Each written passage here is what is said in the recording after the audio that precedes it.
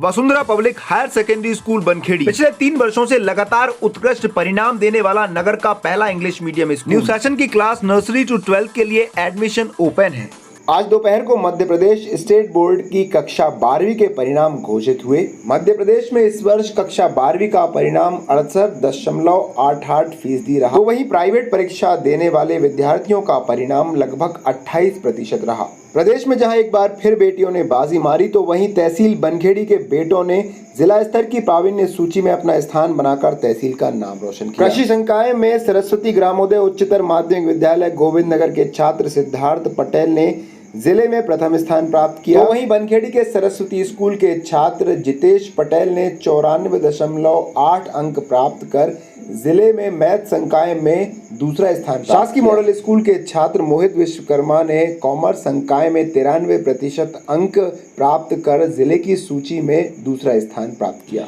नमस्कार, स्वागत है आप सभी का। मेरा नाम है संजय वैष्णव और इस वक्त मैं खड़ा हूँ श्री गणेश धाम बाचावानी में जितेश पटेल के घर। जितेश बनखेड़ी के सरस्वती विद्यालय के विद्यार्थी हैं और जिन्होंने मैथ साइंस सब्जेक्ट से कक्षा 12वीं में द्वितीय स्थान ज़िले में प्राप्त किया है। हम इनसे बातचीत करेंगे। जितेश, सबसे पहले आपको बहुत बहुत शुभकामनाएं एनवीटीवी की तरफ से कि आपको ज़िले में दूसरा स्थान प्राप्त हुआ है। Thank you sir. मैं आपसे जानना चाहूँगा, आपका दूसरा स्थान लगा है ज़िले स्तर पर, किसको आप श्रेय देना चाहेंगे? सर्वप्रथम तो मैं अपने माता पिता को इसका श्रेय देना चाहूँगा, क्योंकि उन्होंने मुझे इस लायक बनाया कि मैं उस स्तर पर पहुँच सकूँ। और इसके बाद मैं अपने विद्यालय के गुरुजनों को भी इसका श्रेय देना चाहूँगा, क्योंकि उन्होंने ही हमें अध्ययन कराया और उस स्तर तक हमें लाने में निरंतर हमारे साथ वो भी परिश्रम करते रहे। उन्होंने हमें नोट्स दिए एवं अच्छी वीडियोस के माध्यम से हमें समझाया, जिससे कि हम उस स्तर तक पहुंच सकें। इसलिए मैं उन सभी को, गुरुजनों को, माता पिताओं को और मेरे सभी दोस्तों को, सहपाठियों को, जिन्होंने भी मुझे सहायता प्रदान की है किसी न किसी रूप में, तो मैं उनको भी धन्यवाद ज्ञापित करना चाहता हूँ। जितेश पटेल के बारे में मुझे भी जानकारी लगी थी कि आज से 2 वर्ष पहले जब जितेश कक्षा 10वीं में थे तो उस समय उनका ज़िले में प्रथम स्थान लगा था। तो उस समय आपका ज़िले में प्रथम स्थान था, अभी आपका द्वितीय स्थान लगा है ज़िले में। क्या टारगेट था आपको और कैसा लग रहा है? अच्छा तो लग रहा है। खैर, टारगेट से मैं थोड़ा पीछे चल रहा हूँ अभी, लेकिन फिर भी मतलब भगवान की यही इच्छा थी तो ठीक है। 94.8% भी ठीक है। अच्छा, आगे क्या स्ट्रेटजी है? कौन सा सब्जेक्ट लेके आगे की पढ़ाई करना चाहोगे? अब मैं आगे ITCS से बीटेक करने का सोच रहा हूं और उसके साथ PSC की तैयारी करने की भी सोच रहा हूं, क्योंकि मेरे मन में मतलब IAS बनने का जो सपना था वो पहले ही से था। और मतलब अपन को ग्रेजुएशन के लिए भी करना है, तो ग्रेजुएशन में सोच रहा हूं कि बीटेक ITCS से सॉफ्टवेयर इंजीनियरिंग की फील्ड से किया जाए तो वो सही रहेगा। अच्छा, किस तरह की आपकी स्ट्रेटजी रही पूरे साल भर और किस तरह से आपने पढ़ाई की?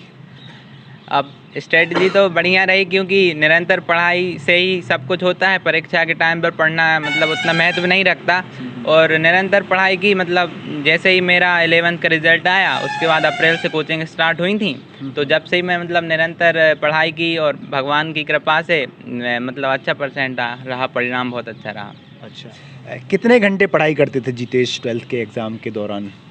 मैं लगभग 6-7 घंटे प्रतिदिन पढ़ाई करता था। और इसके बाद मतलब यही नहीं कि पढ़ाई ही, कुछ अन्य सब्जेक्ट भी पढ़ा करता था, तो जिससे अपना नॉलेज बढ़े।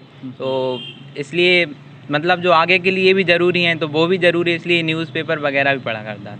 अच्छा, कब से तैयारी शुरू कर दी थी 12th की? और शुरुआत के दौरान फिर उसके बाद क्या किसी गाइड वगैरह भी खरीदी गई थी तुम्हारे द्वारा? 1 अप्रैल से हमारे सर की कोचिंग स्टार्ट हो गई थी, तो 1 अप्रैल से मेरी पढ़ाई लगभग शुरू हो गई थी।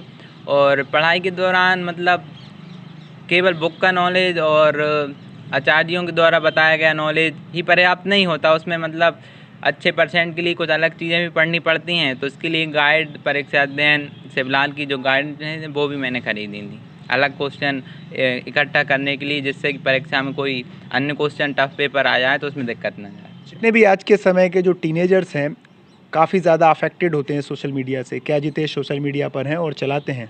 हाँ, ये तो आपने सही कहा कि वर्तमान युग मीडिया में ज़्यादा फेसबुक, इंस्टाग्राम, व्हाट्सएप, टिकटॉक, बाकी ये बहुत फेमस चल रहा है इस समय। लेकिन मैंने जब मैं 10th में था, शायद 9th में था, जब मैंने FB की जो आईडी थी वो बनाई थी, उसके बाद एक बार मैंने 10th का रिज़ल्ट डाला था, उसके बाद मैंने ना फेसबुक आईडी चलाई, ना इंस्टा में मेरी आईडी है ही नहीं, और बाकी टिकटॉक में चलाते ही नहीं। मतलब सोशल मीडिया से मैं दूर रहा। सोशल मीडिया से दूर रहे जितेश पटेल, एक स्ट्रेटजी को लेकर उन्होंने तैयारी की और शुरुआत से ही 7 से 8 घंटे की पढ़ाई करी। जितेश, मैं आपसे जानना चाहूँगा, जो हमारी ऑडियंस है और जो आपके जूनियर्स हैं जो 12th या 10th की तैयारी कर रहे हैं इस साल से, उनको आप क्या संदेश देना चाहोगे? किस तरह की स्ट्रेटजी उनको फॉलो करना चाहिए? पहला तो ये मैं कहना चाहूँगा कि निरंतर पढ़ाई से ही सब कुछ होता है। ये नहीं कि आपने परीक्षा के टाइम पढ़ लिया आप पूरा याद हो जाएगा। फिजिक्स, केमिस्ट्री, मैथ, यदि आप मैथ से हैं या कॉमर्स से हैं, बायो से हैं, तो पढ़ाई 12th क्लास से 10th तक सब चल जाता है, लेकिन 12th से निरंतर पढ़ाई की आवश्यकता होती है। क्योंकि ये सब्जेक्ट ऐसे हैं कि एक बार यदि अपन समझ लें, उसके बाद कुछ दिनों बाद यदि उसको रिवाइज़ ना किया जाए तो वो अपन पूरी जड़ सहित उसको भूल जाते हैं। कुछ टॉपिक्स ऐसे हैं फिज़िक्स, केमिस्ट्री या मैथ में, तो उसके लिए निरंतर पढ़ाई की आवश्यकता है। तो मैं मेरे आने वाले जूनियर्स को यही संदेश देना चाहूँगा कि निरंतर पढ़ाई करें। और स्कूल तो वर्तमान में चल नहीं रहे, तो इस समय आप पढ़ने के लिए सोशल मीडिया, यूट्यूब वगैरह का यूज कर सकते हैं। व्हाट्सएप से अपने आचार्य जी, शिक्षकों द्वारा जो नोट्स या फिर जो PDFs आ रही हैं अपनी पढ़ाई की, उनको ज़रूर डाउनलोड करें, उनको देखें और अपनी बुक से वो नोट्स बनाएं अपने हिसाब से कि जो परीक्षा के टाइम में अपने लिए उपयोगी हों। उनको पढ़कर अपने को परीक्षा के टाइम में 3 या 4 से दिन का गैप मिलता है, तो उस गैप में अपन को पूरा जो हमने साल भर पढ़ा उसको पूरा परीक्षा के 3 घंटे में उतारना बहुत कठिन होता है। 1 साल का 365 दिन का 3 घंटे में पूरा जो हमने पढ़ा वो पूरा लिखना बहुत कठिन होता है। पूरा नॉलेज अपन को मन में रखना बहुत कठिन होता है। इसके लिए हमेशा कहा जाता है कि नोट्स जो छोटे छोटे बिंदु रहते हैं उनके माध्यम से हम सब कुछ याद कर सकते हैं। तो जूनियर्स जो इस साल कक्षा 12वीं की तैयारी कर रहे हैं, जैसा कि जितेश ने उनको स्ट्रेटजी बताई, आप उसे फॉलो करें और अपने सपनों को आप पूरा करें। हमारे साथ बातचीत करने के लिए मॉडल स्कूल के कक्षा 12वीं के विद्यार्थी मोहित विश्वकर्मा हैं, जिन्होंने ज़िले में दूसरा स्थान प्राप्त किया है कॉमर्स संकाय के साथ। मोहित, सबसे पहले आपको बहुत बहुत शुभकामनाएं। धन्यवाद। मैं आपसे जानना चाहूँगा, किसे श्रेय देना चाहेंगे आप? मैं सर्वप्रथम अपने पूज्य माता पिता जी को देना चाहूँगा। अच्छा। उसके तत्पश्चात हमारे श्रीमान बसंत पटेल, जो कि गोविंद नगर के वर्तमान प्रिंसिपल हैं। अच्छा। उन्होंने विशेष रूप से मेरे अध्ययन में मदद की। क्या बात है। और हमेशा वो मुझे मोटिवेट करते रहते थे कि किस तरह की पढ़ाई करना है, क्या पढ़ना है, क्या नहीं पढ़ना। अच्छा। और कई बार उन्होंने अच्छे अच्छे सिलेक्टेड क्वेश्चन भी दिए, अच्छा। जिनसे पढ़ने में काफ़ी हेल्प मिली। अच्छा। शुरुआत के दौरान कॉमर्स सब्जेक्ट से आपने पढ़ाई करी, 12वीं को लेकर क्या उम्मीदें थीं? किस तरह की तैयारी आपने करी थी? शुरू में मैंने गर्मी से पढ़ाई करना स्टार्ट कर दी थी। अच्छा। जब सर से मिला था तो उन्होंने पूरी उसका प्रारूप बता दिया था किस तरह की पढ़ाई करना है। उसी के अनुरूप शुरू में 3-4 पार्ट बताए थे कि इनको कर लो, उसके बाद स्टेप बाय स्टेप पढ़ाई करते हैं। कितने घंटे पढ़ाई करते थे? 5-6 घंटे पढ़ाई करता था स्टडी के लिए रोज़। जी।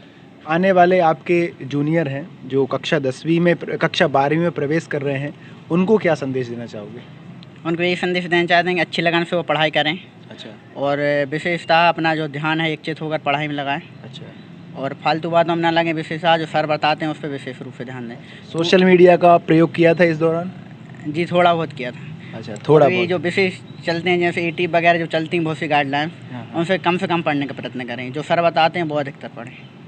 मोहित का कहना है कि गाइड का सहारा उन्होंने नहीं लिया था, और साथ ही आपको भी कह रहे हैं कि गाइड का सहारा ना लें। जो आपके टीचर्स हैं, जो आपको बेहतर तरीके से जानते हैं, उनके संपर्क में आए, उनसे सहायता लें। और पहले तो बहुत घबराहट हो रही थी, लेकिन जब रिजल्ट देखा तो थोड़ा अच्छा लगा। अच्छा। क्योंकि उम्मीद इनसे ज़्यादा की थी, बट ये भी बहुत अच्छे हैं। अच्छा। अब आगे क्या विचार है बेटा आपके? आगे देश के लिए कुछ करना चाहते हैं, IAS की तैयारी करेंगे, फिर देश के लिए कुछ करना चाहते हैं। अच्छा। बनखेड़ी के सरस्वती विद्यालय की छात्रा पूजा भार्गव ने साइंस सब्जेक्ट में 93% अंक के साथ कक्षा 12वीं की परीक्षा उत्तीर्ण की। पूजा ने बताया कि भविष्य में वो एक IAS अधिकारी बनकर देश की सेवा करना चाहती हैं। MP बोर्ड का भी रिजल्ट आया है 27 जुलाई को दोपहर को करीब 3 बजे आया है, तो उनमें उन्होंने सर्वोत्तम अंक प्राप्त किए हैं। उनसे एवं उनके अभिभावकों से हम लोग बात करेंगे। बेटी कितने घंटे पढ़ती थी? ये काफ़ी पढ़ती थी, करीब 7 घंटे 8 घंटे पढ़ती थी और जब उसने पढ़ाई की उसने 93% अंक प्राप्त किए, हमको बहुत खुशी हुई और हम बहुत खुश हैं आज की हमारी बेटी ने 93% अंक प्राप्त किए। और मैं सभी को शिक्षा देता हूँ कि बेटियों को पढ़ाएं, आगे बढ़ाएं, बेटियों से भेदभाव ना करें।